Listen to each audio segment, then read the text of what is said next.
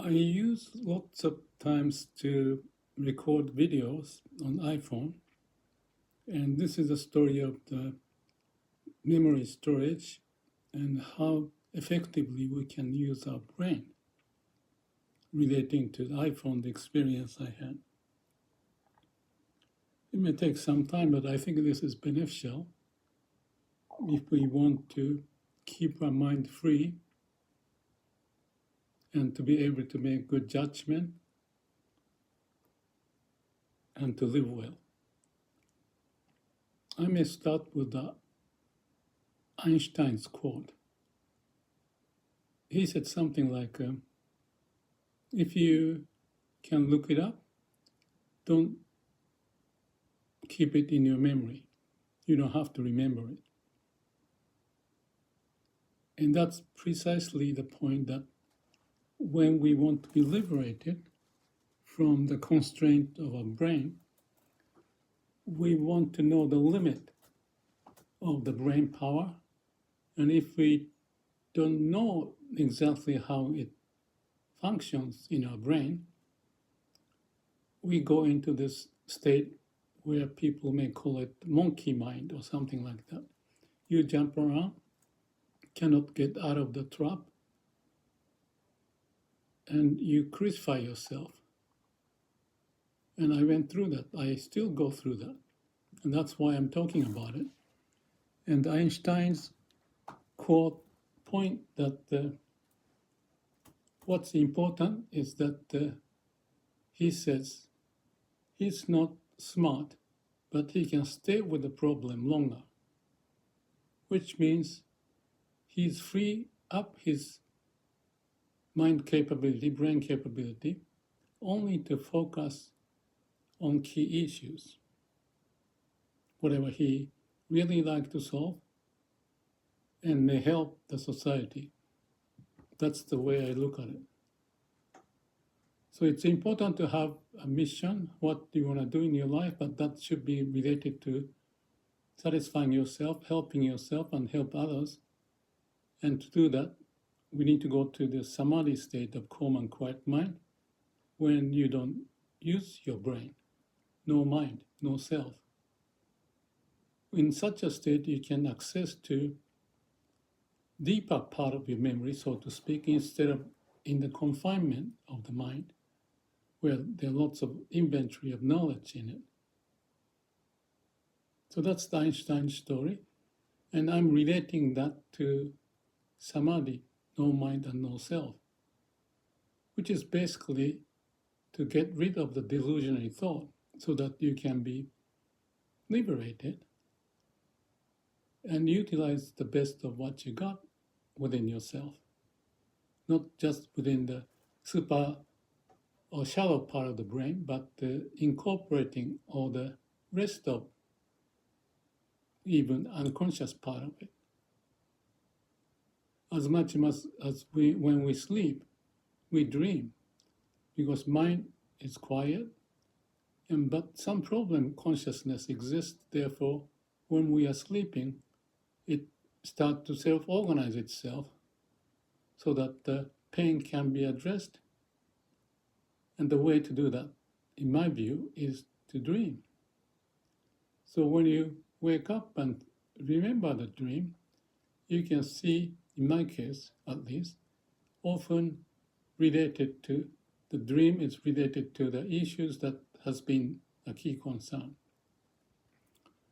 So one of the scientists got Nobel Prize, forgot his name, is about the structure of the benzene, atomic structure, however you call it, in detail. And this is the, how do you call it, octagonal, or something like a shell of the turtle. And the image this guy had in the dream is the snake is chasing the tail. And that is the structure of the benzene. If you're familiar with the chemistry, you know that story. So that's the relationship of the shallow part of the brain to the deeper part of the brain. And more we clogged up in the shallow part, we just suffocate, or the brain just self-occupied within that small framework instead of getting even to the root of where we are, where how to live is the most important part of our existence. But if the mind is trapped into some kind of a closed circuit, this force that provided us to have all this construct to come out of the dust of the universe to be alive and keep us alive get dampened because our orientation is not connecting to the root, but occupied in delusion. That's not healthy, as well as not utilizing the full potential of what we've got. That's why I talk about Zenki, total utilization of the potential. So going back to the story of the iPhone and memory, since I take so many videos, I transfer the information from iPhone to MacBook Air and post it, and as soon as I finish it, I delete all of it so that I can free up the memory. In fact, I don't remember often what I talked about, but there was some essence that I knew it's important, so I share it, and when it's done, throw it away, and my mind is clear, and the key point, insight, or idea, or wisdom, if you call it, or compassionate key element can be stored somewhere in the internet that I can almost access it. And I use the AI to be able to do that. And that's part of the process. But in any case, without the AI, just clarify the issue, package it, meaning that there's a node, I call it, like a neuron, the firing, and there's a certain element that you can capture the key information. In this situation, this is what. In this situation, this is what.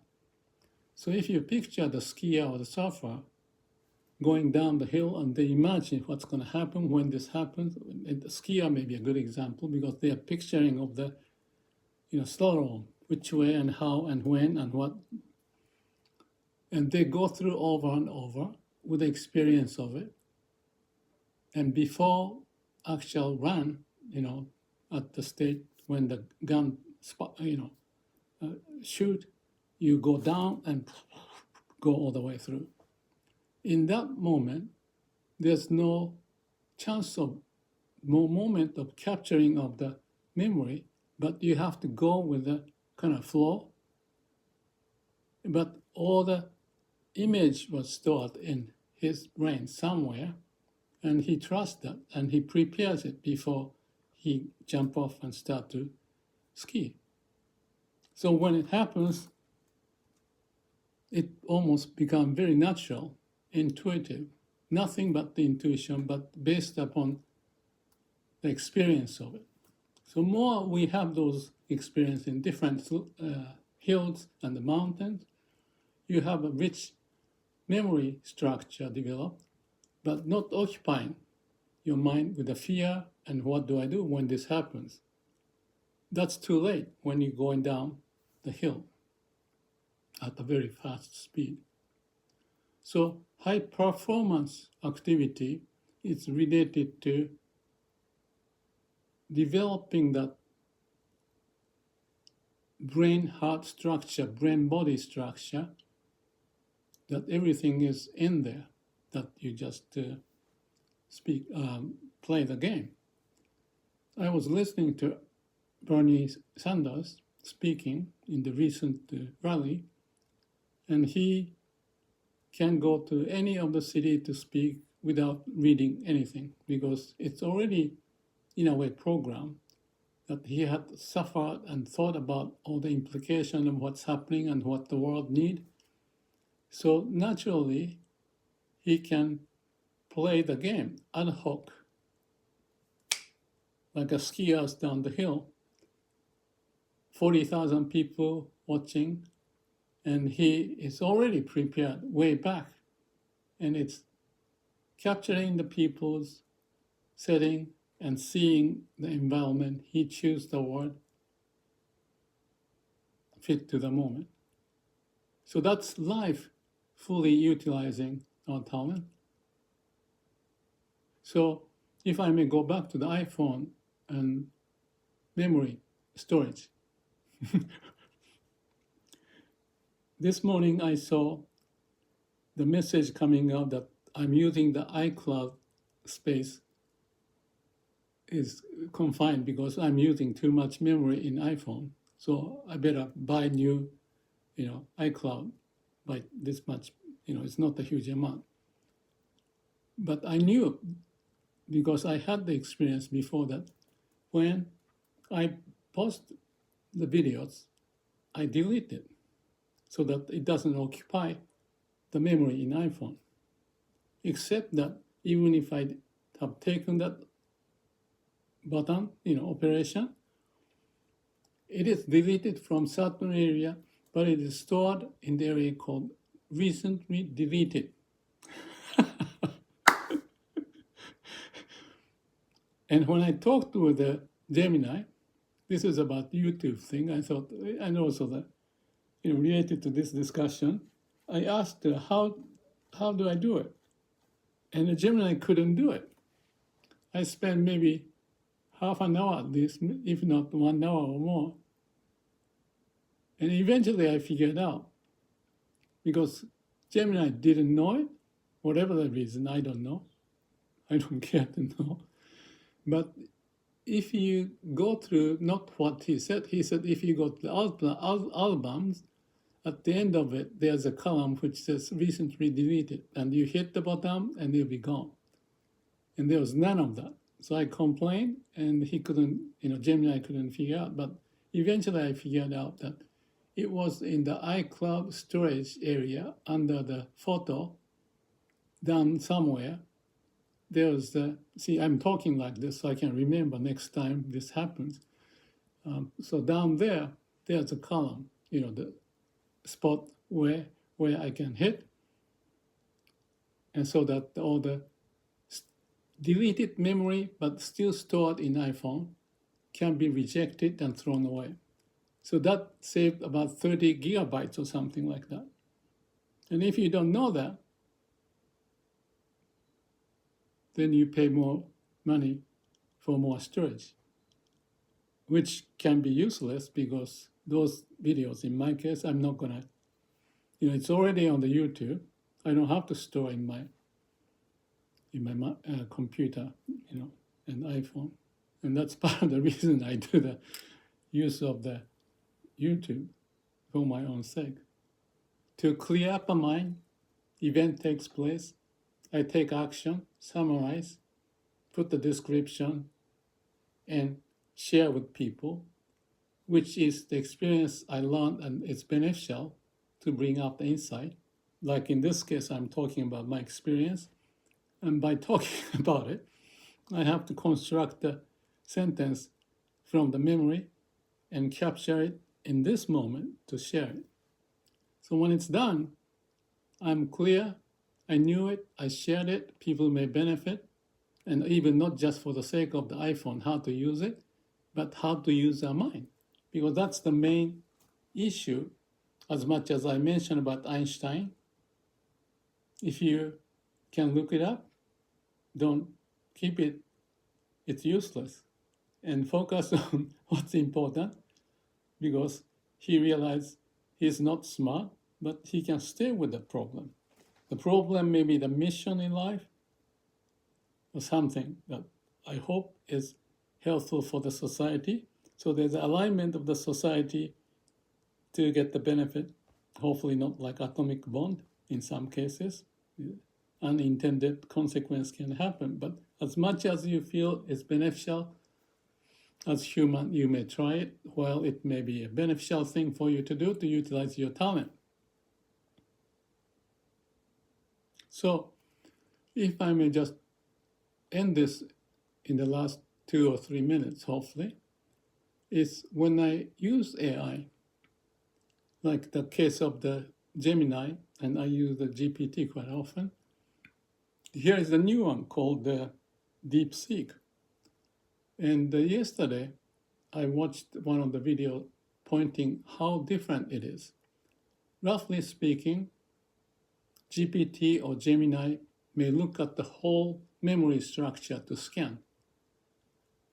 But DeepSeek seems to have like branches of a tree. If there's an issue about certain date or the location, he grabs into that information that is packaged in that area. So it's like a branch approach. Depending on the need, instead of scanning the whole thing, just go into where it's needed so that there's effectiveness and efficiency in capturing the essence. So the idea is the same, to utilize the best of what we've got, but there's a process that can be different. So that's basically is a structure.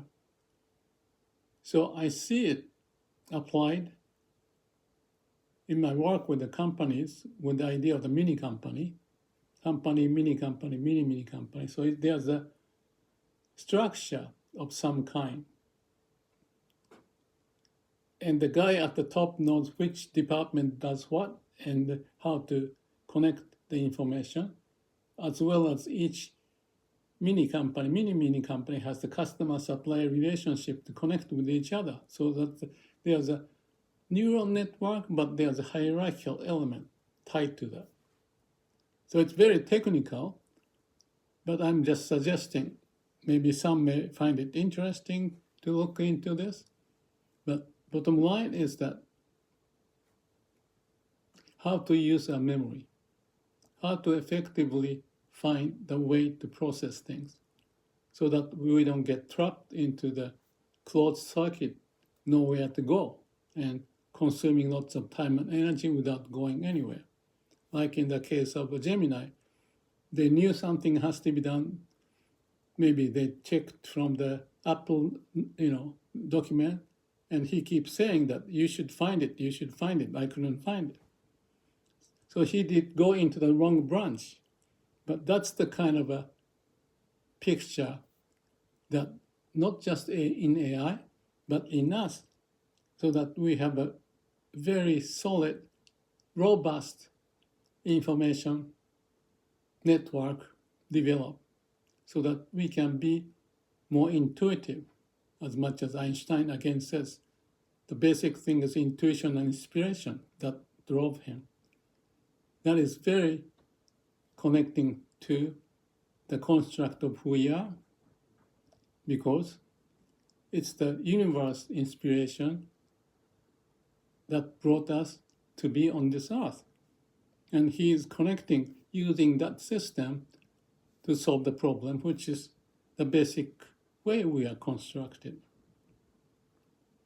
So I guess there's math for information, but the whole point is the synthesis, effectiveness, and efficiency.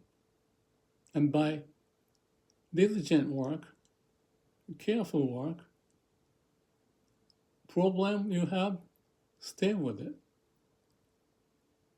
Instead of getting trapped in closed circuit, if there's a will, there's a way. Maybe too generic to conclude this, because if you remember the ending part of what I just said, it doesn't do good. What makes it doable is actually doing diligent work to ask the question and not get trapped, and find the bottleneck and stay with it if you find the bottleneck, what to do with it.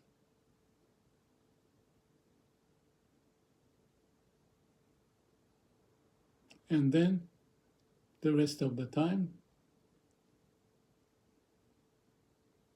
appreciate life, because we are built on that AI system, so to speak. Instead of AI, it is the way of nature that is processing all the information and act upon it for us to live. Not be confined in the brain, connected to the heart. If you get trapped in the mind, always, or even if you feel you're getting trapped, stop. Just procrastinate instead of doing things tangled up. Stay calm and quiet. Breathe in, breathe out. Connect to your heart. And we are the answer of the universe for us to be alive. So let's make sure to connect to that. We don't want to violate the law of the universe. That's what I think, which means connecting to the heart. Thank you.